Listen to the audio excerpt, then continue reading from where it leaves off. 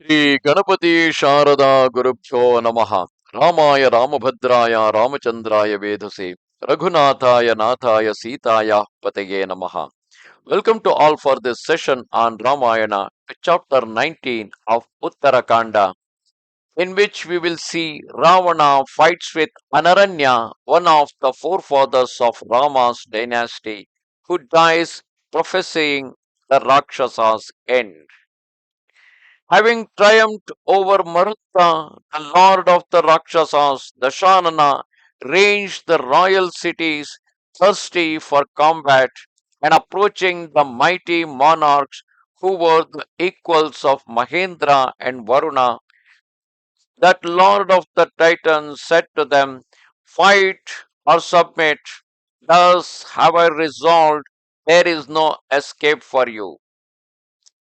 Thereupon, though not faint hearted, those sagacious monarchs, fixed in their duty, took counsel together, and despite their great strength, recognizing the superior power of their enemy, O dear child, all those princes, Dushkanta, Suratha, Gadhi, Gaya, and the king Pururava said to him, "We are defeated." Then Ravana, the lord of the Rakshasas, approached Ayodhya, which was as strongly fortified by Anaranya as Amaravati by Shakra, presenting himself before that lion among men, a king who was equal to Purandara in valor. Ravana said, "Enter into combat with us or admit defeat. Such is our mandate." The king of Ayodhya, Anaranya, hearing that wicked monarch of the Rakshasas speak thus, answered indignantly, "O Lord of the Titans, I accept your challenge. Stay and make your preparations speedily, as I too shall make mine." Thereafter, though already overcome by that which he had heard related, and despite his great prowess, the king with his army set out in an attempt to slay Ravana, with his elephants numbering 10,000, his horses 1,000,000, his chariots in their thousands, and his infantry, which, O prince, covered the whole earth, and that force rushed out to fight with its infantry and cavalry, and a terrific and extraordinary struggle ensued between the king Anaranya and the lord of the Rakshasas.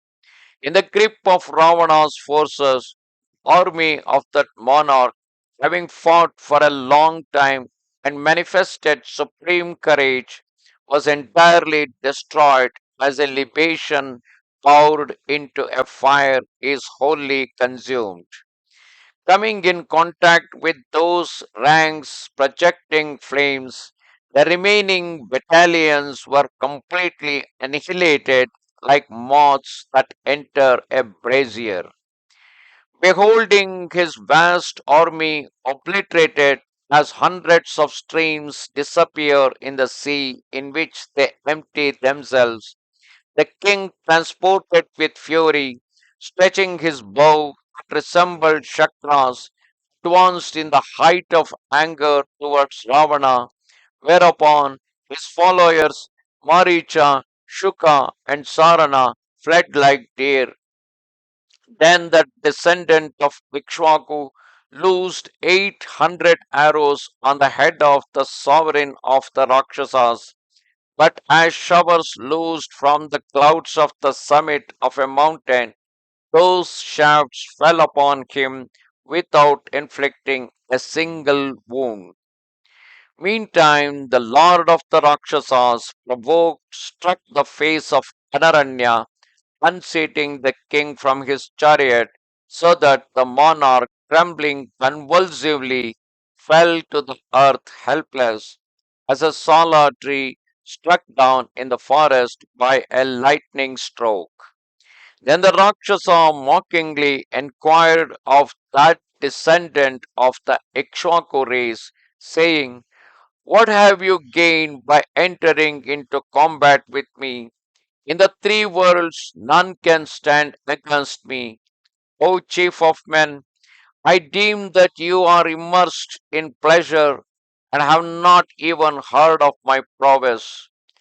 Thus spoke Ravana, and the king, scarcely breathing, answered, what can I do now? Assuredly, fate is inexorable. It is not you who have conquered me, O Rakshasa. Despite your boastings, it is time that has overwhelmed me. He is the true author of death. What can I do now that I have come to the end of my days?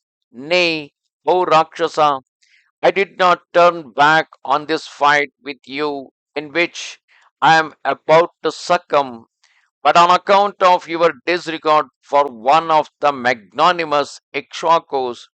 I tell you this, O Rakshasa, if I have ever given anything in charity, if I have ever undertaken a sacrifice, if I have ever practiced a rigid penance, if I have protected my subjects, may my words proven true.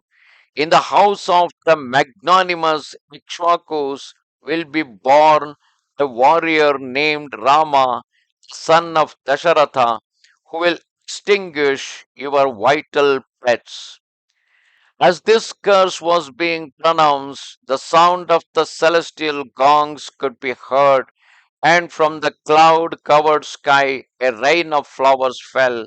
Thereafter, the king, that Indra among monarchs, ascended to the region of Trivishtapa, and that sovereign, having entered heaven, the Rakshasa Ravana went away.